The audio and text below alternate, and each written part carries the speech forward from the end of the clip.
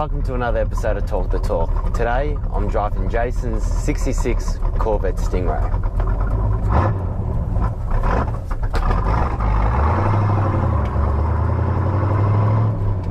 This thing is beauty and beast in one. The lines, the curves, the angle of this body. It's hard to get an ugly shot of this car.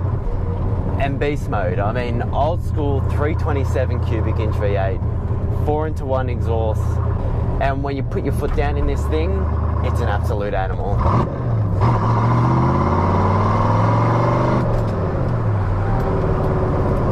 When this thing came out of the factory 51 years ago, it was rated at 300 horsepower, which was very impressive back in those days.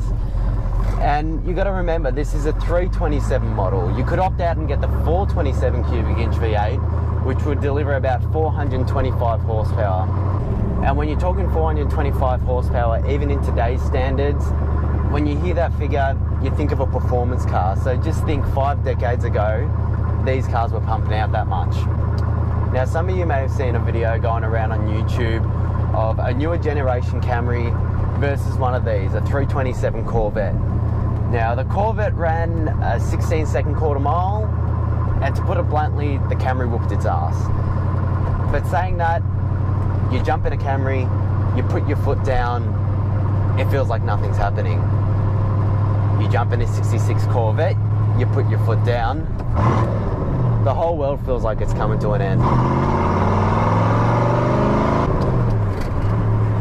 Driving this car, you get a lot of theatre that actually makes it feel a lot quicker than it is. This one's equipped with the 4-speed manual, which if you're getting an old school car like this, muscle car, you got to go the manual. It's got a Hurst shifter in it as well, which makes the gears feel nice and notchy. If you're holding it at the right amount of revs and you punch it, it feels crazy. You got your big rumbling V8 up front, which even on idle, it's just shaking the whole thing. And when you accelerate, you've got the side pipes right next to your ass, and it just feels crazy. Like I said, a lot of theatre to driving this car, which really makes it feel even better than what it is.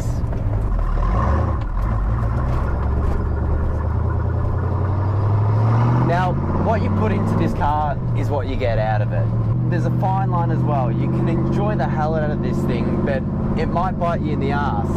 That's because it doesn't have all these new safety features, ESP, ABS, traction control, and the tyres on this thing, I think I've seen some bicycles going around with fatter ones. And you're going into a corner, you approach it, what have you got to hold you in? Your lap sash seatbelt. And these seats that I've sat in camping chairs that have more support than these bolsters here. But it's not all about safety. It's about the noise that this car's making, the thrill that it gives you in a straight line, and really everyone just loves this thing.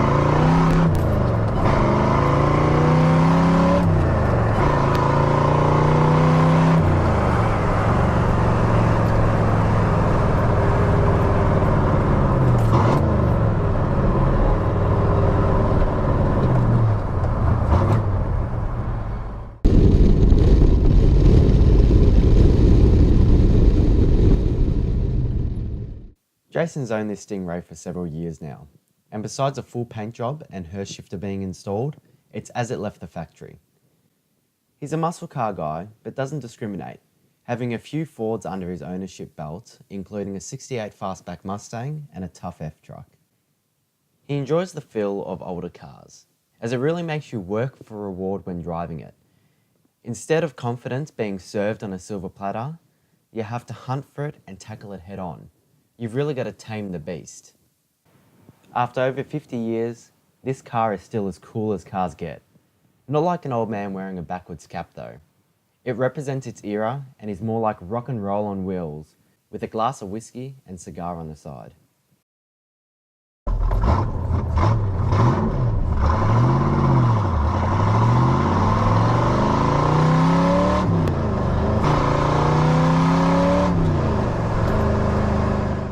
It's been a blast driving this thing, really.